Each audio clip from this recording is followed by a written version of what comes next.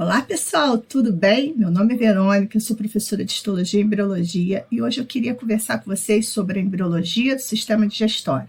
Mas hoje a gente só vai falar da formação do fígado, das vias biliares e do pâncreas. Vocês sabem de qual estrutura embrionária esses órgãos são formados? Qual folheto contribui para a formação, por exemplo, dos hepatócitos?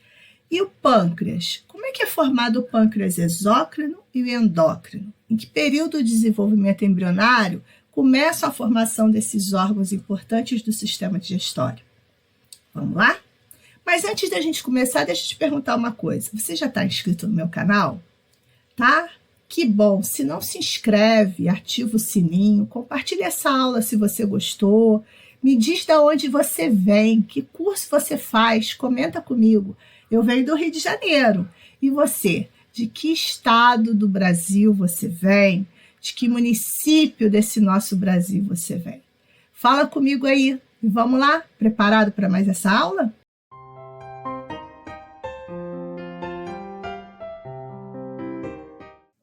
Então vamos lá? Embriologia do sistema digestório. Hoje falando somente sobre o fígado e pâncreas. Então são objetivos na nossa aula de hoje.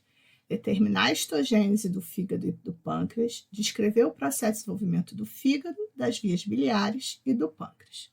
Bom, pessoal, essas duas glândulas anexas do tubo digestório, elas são derivadas da porção caudal do intestino anterior. Então, mais uma vez, a gente vai ter o endoderma formando todo o epitélio presente nessas duas glândulas, epitélio de revestimento e glandular. E o mesoderma esplâncnico vai originar os tecidos conjuntivos e musculares, né? Primeiro vamos falar de fígado. O fígado ele é formado a partir de uma evaginação ventral da porção caudal do intestino anterior, que é chamada de divertículo hepático. Esse divertículo hepático, uma vez evaginado, formado ali nessa região ventral, esse aqui é o mesogástrico ventral e esse aqui é o mesogástrico dorsal, ele se divide, ele se ramifica em duas porções, uma porção cefálica e uma porção caudal.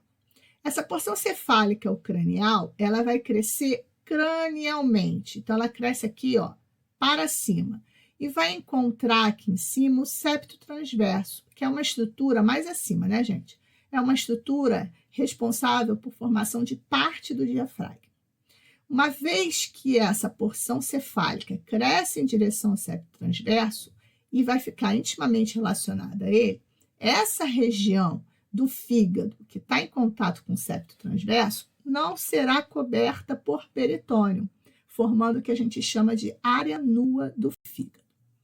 E o que vai ser formado a partir dessa região aqui cefálica do divertículo hepático? Os cordões de hepatócitos, tá? Assim como o epitélio dos ductos biliares. Então, toda essa parte aqui endodérmica que se evaginou prolifera, formando os cordões de hepatócitos e os ductos biliares. Uma coisa importante é que enquanto o fígado está crescendo, a gente está tendo alterações aquelas artérias vitelínicas que estavam aqui nutrindo, né, fazendo a irrigação do saco vitelino. E essas artérias e veias vitelínicas, as artérias vitelínicas vão formar aqueles troncos, né? Artéria celíaca, mesentérica superior e mesentérica inferior. E as veias vitelínicas, nessa região aqui do fígado em desenvolvimento, elas vão se anastomosar e vão formar os sinusoides hepáticos, tá? Que são capilares altamente permeáveis que ficam entre os cordões de hepatócitos. Bom, e a porção caudal? A porção caudal do divertículo hepático vai originar as vias biliares e a vesícula biliar, e aqui embaixo dessa região, né, que formou as vias biliares e a vesícula, a gente vai ter a formação de um broto pancreático, que vai crescer caudalmente. Esse broto pancreático vai ser chamado de broto pancreático ventral. Mas isso a gente vai falar daqui a pouco sobre ele. Bom, aqui, então, a gente pode observar de novo o divertículo hepático, a porção cefálica formadora do fígado e a porção caudal que vai originar a vesícula e as vias biliares. E aqui o broto hepático surgindo caudalmente a essa porção aqui do divertículo. Uma coisa importante que a gente precisa falar sobre o desenvolvimento hepático é que ele tem um crescimento muito rápido da 5ª até a 10ª semana de desenvolvimento embrionário. Principalmente essa região aqui cefálica, como eu falei para vocês, vai crescer em direção ao septo transverso, tá? E vai preencher nesse momento um grande espaço nessa cavidade abdominal que é pequena. Isso vai influenciar no desenvolvimento do intestino médio, que a gente vai ver numa próxima aula.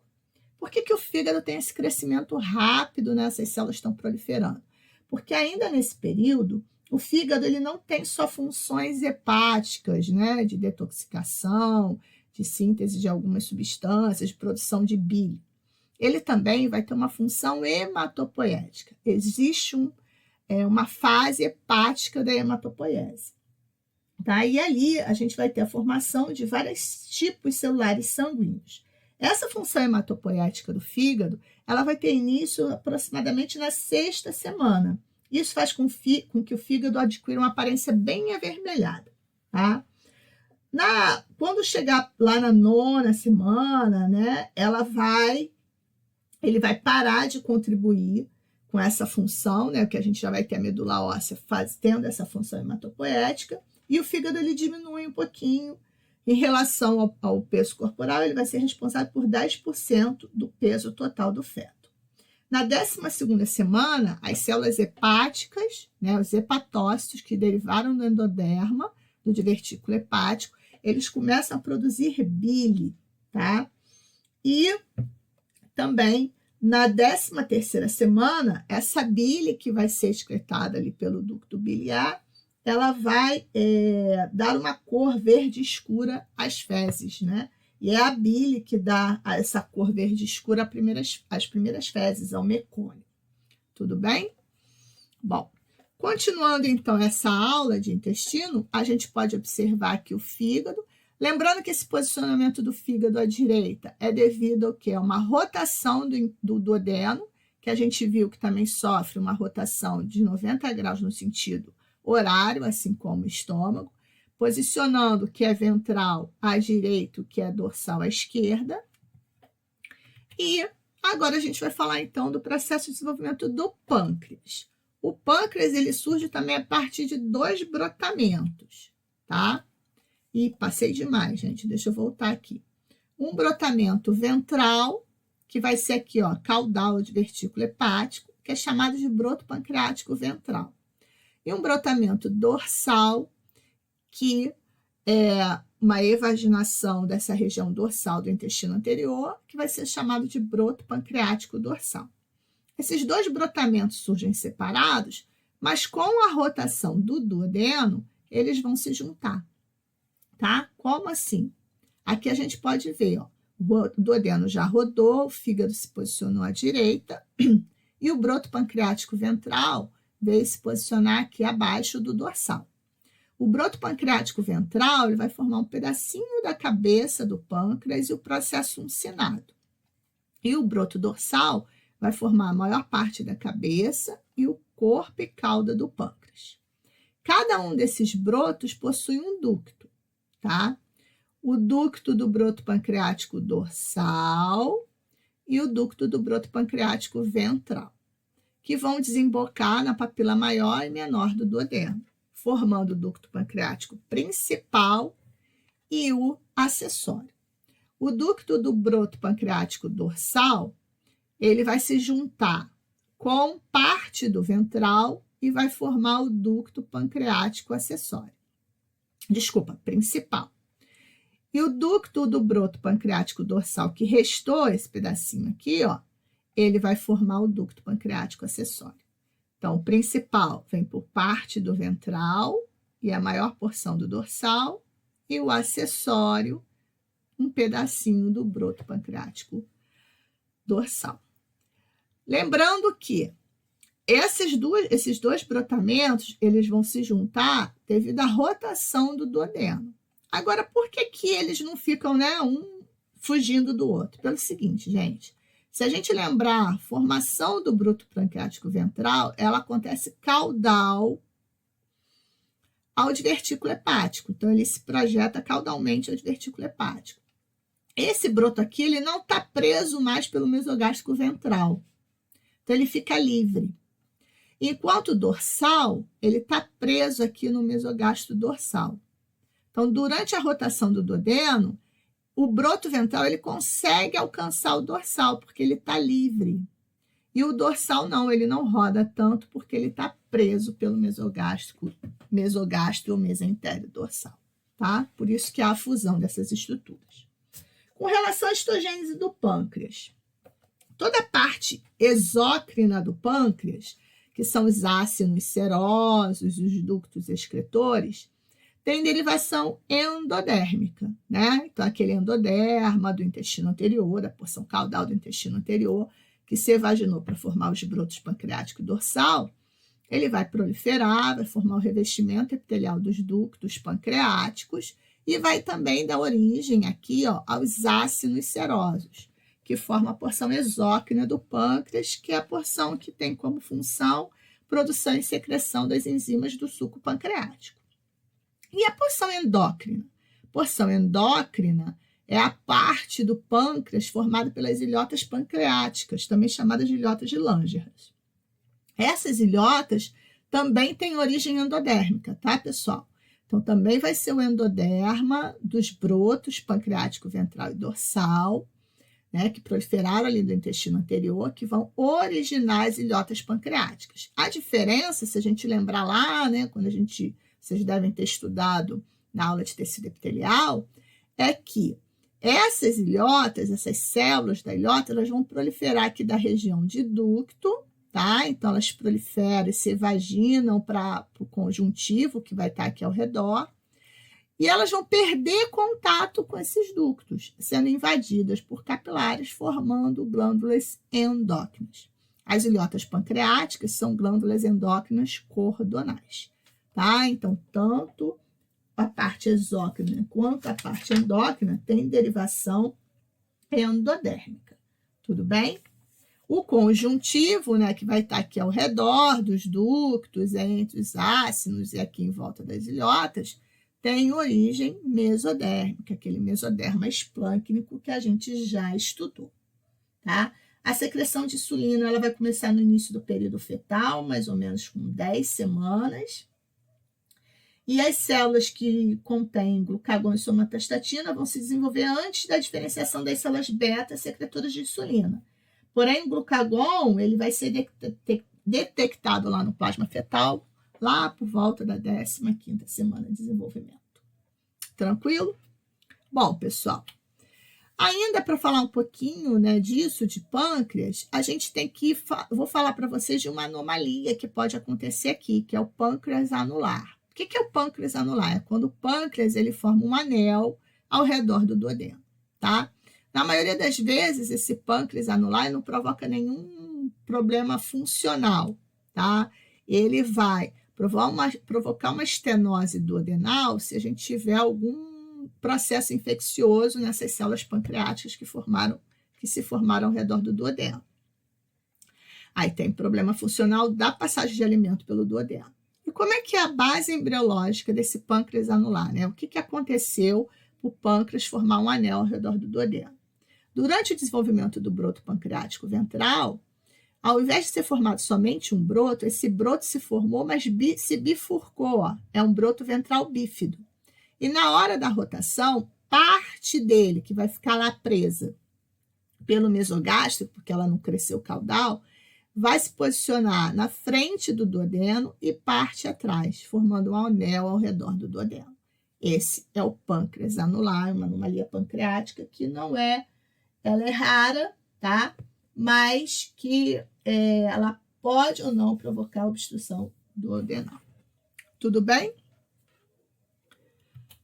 Então, resumindo o que a gente viu agora sobre a embriologia do fígado e pâncreas. Temos que lembrar que o fígado e pâncreas são glândulas anexas do tubo digestório, também derivadas do intestino primitivo, que foi formada a partir do estrangulamento e incorporação do saco vitelino. O pâncreas e o fígado derivam da porção anterior do intestino primitivo, que vai de membrana bucofaríngea até divertículo hepático. Então, o divertículo hepático é o limite, né, inferior do intestino anterior. Além do fígado, vias biliares e pâncreas também derivam dessa porção do intestino primitivo, cavidade oral, faringe, esôfago, estômago e parte proximal do duodeno. O fígado e vias biliares vão ser formados a partir de uma evaginação ventral do intestino anterior, da região caudal desse intestino, chamado de divertículo hepático. E esse divertículo ele vai depois se bifurcar em duas porções, uma cranial e uma caudal. A partir da porção cranial, a gente vai ter a formação do fígado, com os cordões de hepatócitos e os ductos, e a partir da porção caudal, a vesícula biliar e as vias biliares, o ducto biliar, o ducto cístico e a vesícula biliar. O pâncreas já vai ser formado a partir de dois brotamentos, o broto pancreático ventral e o dorsal. O broto pancreático ventral, ele surge caudalmente ao divertículo respiratório. E o broto pancreático dorsal, divertículo respiratório não, né, gente? Que loucura! Surge caudalmente ao divertículo hepático. E o broto pancreático dorsal, ele vai surgir na região dorsal do intestino anterior, né? Lembrando que tanto na região ventral quanto na região dorsal temos um mesentério ventral e mesentério dorsal. Só que o mesentério dorsal, ele vai estar atrás de todo o intestino primitivo, anterior, médio e posterior. E o ventral só na porção de intestino anterior. E esse broto ventral, que vai ser uma evaginação da porção caudal do divertículo hepático, ele não vai estar preso pelo mesentério ventral.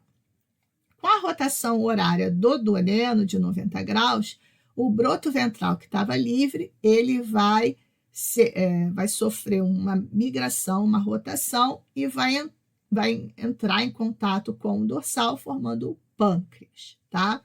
Essa rotação também provoca uma mudança de posição do fígado, que surgiu ventralmente, mas vai se posicionar à direita. Tudo bem?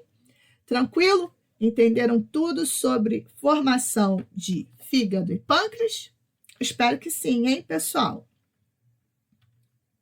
Então, pessoal, para a aula de hoje, assim como para todas as minhas aulas de embriologia, utilizei esses 3 livros: Embriologia Clínica do Moore, Embriologia Médica do Langman e Embriologia Humana do Larsen. Não esqueça que o estudo nos livros, na literatura recomendada, é muito importante para a consolidação do conhecimento. E me diz aí, o que você achou dessa aula? Entendeu tudo? Ainda tem alguma dúvida sobre embriologia do fígado? Já está inscrito no meu canal? Se não se inscreve, ativa o sininho, compartilha, comenta comigo. Além disso, não esqueça que eu também estou lá no Instagram, no Cai na Prova Curso.